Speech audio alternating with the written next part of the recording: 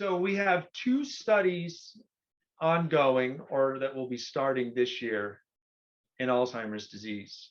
One in mild Alzheimer's disease patients and one in patients with mild cognitive impairment, which is sort of a pre-prodrome Alzheimer's disease. What's unique about those, and the reason we have two different studies, is because the biology is a little bit different in those patients. And because we have information in the phase 1 in mild Alzheimer's disease, what we've done in this study is really focused a little more on the clinical response. In other words, do we have any evidence that the drug has a clinical benefit in patients with mild Alzheimer's disease? We're using biological markers that will inform us on brain quality. And we're also using clinical markers that will tell us and inform us on whether or not there is a cognitive and functional benefit to those patients. In our other phase 2 study, which is the phase 2 study in mild cognitive impairment, that's a shorter 3-month study that's really focusing more on the biomarkers.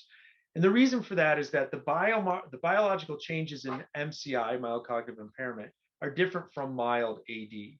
And so what we need to understand first is whether or not our drug affects the biological changes that are occurring at that stage before we invest in a very costly phase 2 study where we start looking at clinical changes. Now, the one thing that bridges the two studies together is we are using a cognitive test that's similar across both. And the hopes in those studies is that we will get enough information in the mild cognitive impairment study with that cognitive test that we will know very clearly how to do what we call a proof of concept, or a study that shows us that we do in fact improve or stop cognitive decline.